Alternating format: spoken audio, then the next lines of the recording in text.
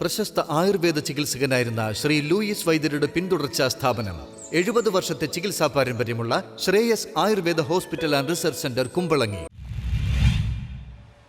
കൊച്ചിയുടെ സേവനമുഖമായ കബീർ കൊച്ചിയെ കൊച്ചി പൗരാവലി ആദരിച്ചു. കൊച്ചി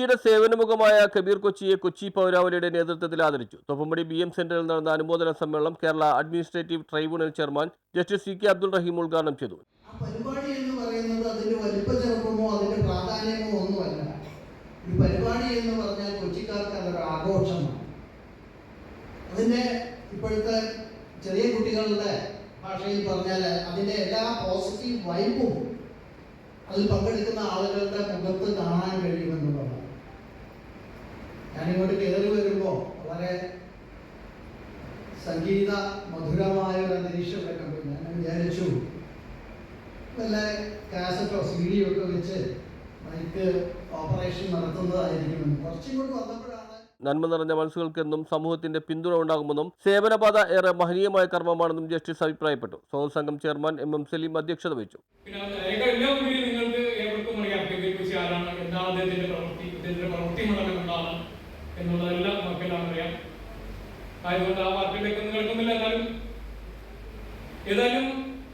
ഈ കബീർ കൊച്ചിയെ ആദരിക്കാനായിട്ട് ഈ പ്രതികൂല കാലാവസ്ഥയിലും പാർലമെന്റ് അംഗം ഹൈബി ഈഡൻ മുഖ്യാതിഥിയായിരുന്നു. 16 സ്ക്വയർ കിലോമീറ്ററിൽ 20 വിവിധ കമ്മ്യൂണിറ്റികളിലുള്ള ജൂത മതവിഭാഗത്തിലുള്ള ഇന്ത്യയിലെ ഒരുപാട് സംസ്ഥാനങ്ങളിൽ വിവിധ ജാതികളിൽ, മതങ്ങളിൽ, ഉപജാതികളിൽ, സംസ്കാരങ്ങളിൽ ഭക്ഷണം കഴിക്കുന്ന, വസ്ത്രം ധരിക്കുന്ന ഒരുപാട് പ്രത്യേകതകളുള്ള ആളുകൾ ഒരുമിച്ച് ജീവിക്കുന്ന സ്ഥലമാണ്. ഇന്ന് എന്നെ വേദനിപ്പിച്ച ഒരു വാർത്ത, അല്ലെങ്കിൽ നമ്മൾ റിപ്പോർട്ടർ ചാനലിൽ ഞാൻ ഇങ്ങോട്ട് വരുന്നതിന് മുമ്പ് റിപ്പോർട്ടർ ചാനലിൽ നിന്ന് രാവിലെ എന്നെ വിളിച്ചതിൻ്റെ കാരണം ഒരു 2 സഹോദരങ്ങൾ ഒരു ഇന്നോവ കാറിൽ വന്നു ഇന്ന് നോർത്ത് മേൽപ്പാലത്തിൻ്റെ താഴെ തന്നെ.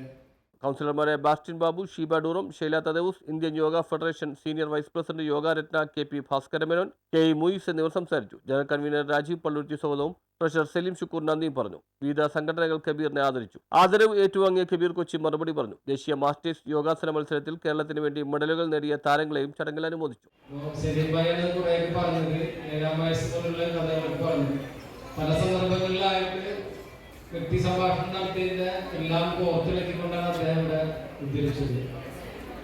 എന്റെ യഥാർത്ഥ ഗുരു എന്റെ ഉമ്മ തന്നെയാണ്.